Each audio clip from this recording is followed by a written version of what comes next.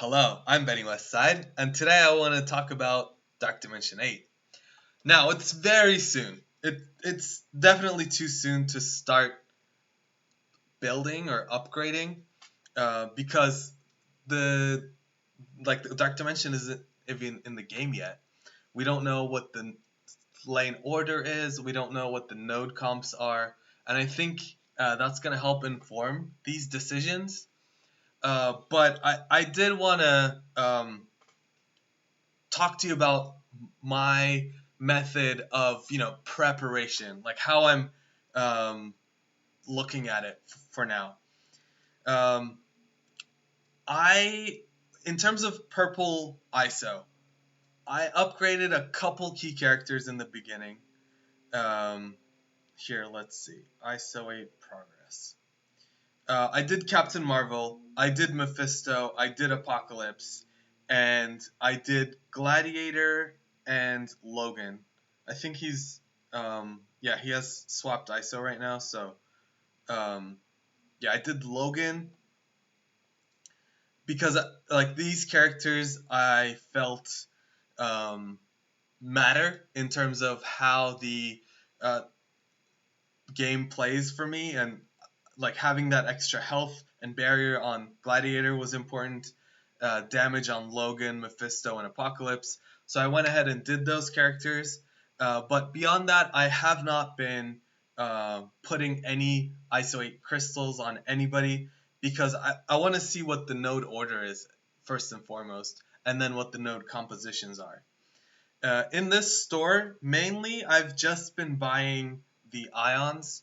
Um, I did buy some blaster, controller, and brawler crystals because I do think those are going to be the more popular classes.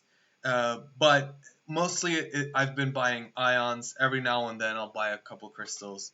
But I'm more so in horde mode than anything.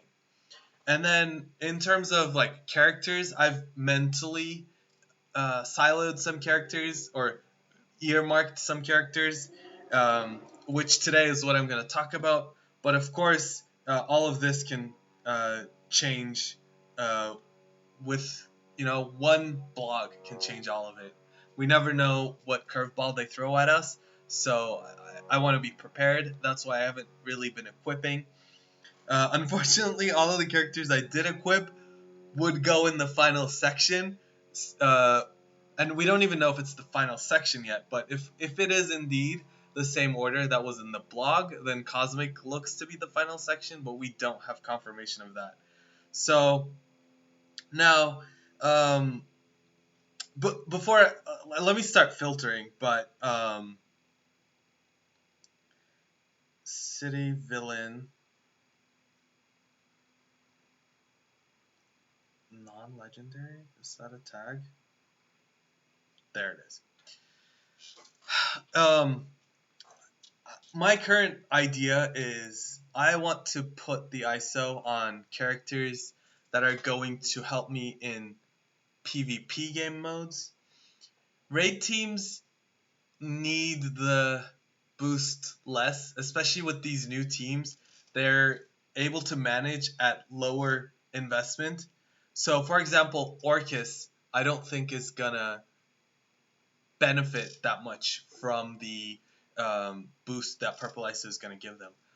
However, they might one build the nodes to soft require Orcus or whatever team they want.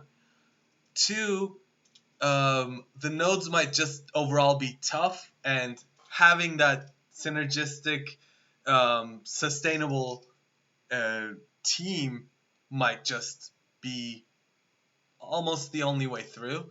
So again, that's why I'm not pre-equipping. But if I were able to go by my logic for city villain non-legendary, my focus would definitely be the Sinister Six characters because I use these guys almost every day. Especially these top three, Lizard, Craven, Vulture. They're very valuable in Crucible, in War. I use them all the time. They're they would benefit from the health bumps, the damage bumps. So those would be characters that are at the top of my list. I would also consider Mysterio. Uh, we don't know the full comp of the Night Stalkers team yet, but if there's a villain city there, that would certainly be a consideration. Red Goblin is a consideration for me. Spider Slayer is a consideration for me. Rhino even. I like this guy. He's on a Crucible defense that I use pretty. I've used it consistently for the past 2-3 seasons, and I'm really liking Rhino. So he's definitely on my short list. Venom and Carnage, I don't think so. If I did a symbiote, it would probably be Red Goblin. Anybody down here, not really for me. Shocker, I don't think so. See, they handed us Morbius on a silver platter, but people chose Moon Knight instead. If we were getting a Morbius rework, I would have been, one, very happy, two, all over it. But yeah, he's not getting reworked. So right now it really looks like Lizard, Craven, Vulture with maybe Mysterio Slayer or Mysterio Rhino, maybe Red Goblin. That's what it looks like for now. We'll see if we get a new city villain in the next couple months by the time Dark Dimension 8 launches, which I still don't know when that is. Alright, now let's look at heroes.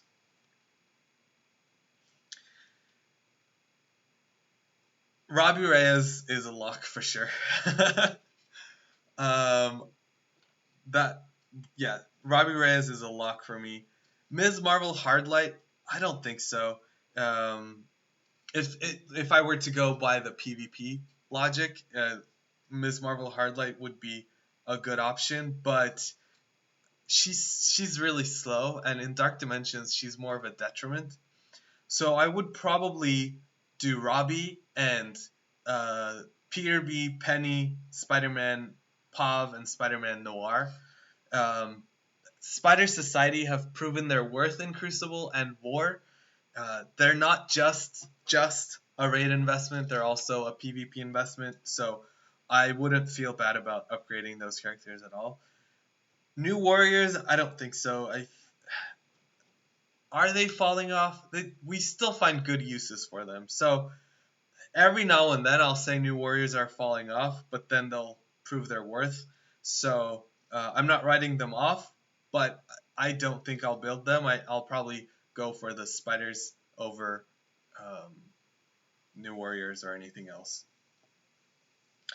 Now, with Night Stalkers, we know Moon Knight is getting a rework. If that looks to be a very good kit, sure, he can sneak his way in there. But right now, this is what it looks like. And the thing is, we don't even know if the rework is going to launch by the time we go in, or Dark Dimension launches. Alright, now let's look at Global. Global Hero is actually kind of a tough one. Now, my PvP logic would dictate something like Black Knight, Illuminati, and Nightcrawler. The problem is, Global has always been problematic in Dark Dimensions, and I don't know the node comps. It might be so tough that those guys just struggle like they did in Dark Dimension 7, in which case it might be better to use a more extreme heavy comp. That's why it's really valuable to see the nodes and decide then. And also see what the experience is for the Canaries in the gold mine. Some of the people are going to go in day one, and we'll see their experience, and we can make assessments based off of that. But my ideal team would be Black Knight, 3 Illuminati, and Nightcrawler. I think Weaver gets a good nod there.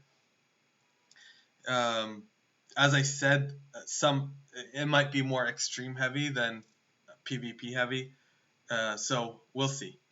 But yeah, those are the characters that are at the top of my list for now.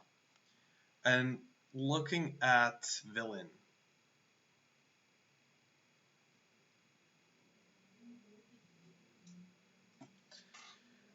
having Apocalypse there for me is just amazing. I'll be able to take Apocalypse. Um, as I said, raid teams for me, not my preferred option. I'd rather do PvP. Orcus is probably going to be able to breeze through those lanes at gear 15, or not 15, sorry. What's the teal one? Gear 18 or something, level 80, 95. Oh my god. Um, so that, like, putting extra investment in them isn't going to um, change all that much. The problem is, what are the nodes like? Are they going to require heavy sustained teams? Having Apocalypse there, there's no way I'm not taking him. And as I said, I'm preferring PvP teams, so I would do Apocalypse with Cabal, and the fifth character would be between LDS and Ultron. Ultron does really well in Dark Dimensions, and I think he would perform really nicely with Cabal. So I'd be very interested in seeing what that looks like. LDS, I think, synergizes really well. She's a fantastic character all around by herself, but she's going to work well with Cabal as well. So I think she's a very she's a front runner. Dawkins, I don't think so. Zemo, I don't think so. Agatha Harkness, maybe. We got to see what that rework looks like, but as it stands, no. Ares, no. Out of the Orcus team, the characters that I would take with Cabal would be only LDS. So yeah, for me, the like those six characters, and I will probably end up choosing at the end, or once I see the node comps, between LDS and Ultron. Um, well, actually, when I see the node comps, I'll choose between Orcus and Cabal, and then between LDS and Ultron. But even if I were to take Orcus, I'd probably take Apocalypse with them. So, um, yeah, that's that. And I already have Purple ISO on Apocalypse. That's not to say if you equip something, you shouldn't be afraid of pivoting, because sometimes the sunk cost fallacy is what gets you. All right, finally, we have the cosmic section, cosmic and or legendary. I already have Logan up, or I have Logan at 2, so he's close. I'll take Logan for sure. He's an amazing character. He performs really well in Dark Dimensions. Mephisto for sure. I have Gladiator up. I think he was worth it for the investment.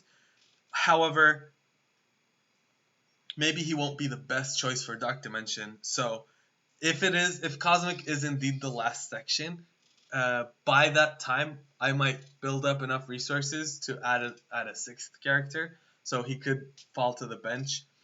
Thanos Endgame, I think, is a very, very high consideration. The energy generation is going to be really valuable. Captain Marvel, I have up, but as I said, I might not. Similar with Gladiator, I might not end up taking her. It's no secret she's not a great character for Dark Dimension, but yeah, we'll determine that. I still have eyes on Vol. I think that because Mephisto's allowed and Skrull's allowed, all of these big hitters are allowed, the nodes might be tuned very hard. So Vol might be not maybe required, but very, very helpful in getting through. So I have my eyes on them. Kang is a consideration. Skrull less so, but still a consideration. I think I would prefer Kang over Skrull. Not that they're competing for the same class, but just as like a fifth character.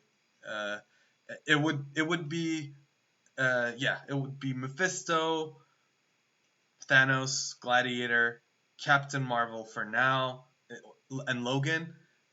Like those are the five characters on my mind, but I can sub characters out for stronger Dark Dimension options uh, as as it plays out, or as the not gear crystals come in. But that's it for now. Let me know if have you started equipping. I don't think you should, except on these key characters like Mephisto and Apocalypse. My position is hoard and hold and wait. We have a lot to find out about Dark Dimension 8, so to be able to pivot and um, react better, I think it's good to just hold the resources. I do understand getting the most out of resources in the meantime, but that's why I said only do it on key characters. Like if I were to upgrade Vulture, yes, it will help me, but it going to change the game for me? Probably not. Yeah. So as I said, it's too soon, so some of what I'm saying might be a little too amorphous. Let me know what you're thinking. Who's on your mind? What have you upgraded yet? And what are you holding for? Let me know your thoughts. Thank you for discussing Dark Dimension 8 with me. I hope to see you in the next one.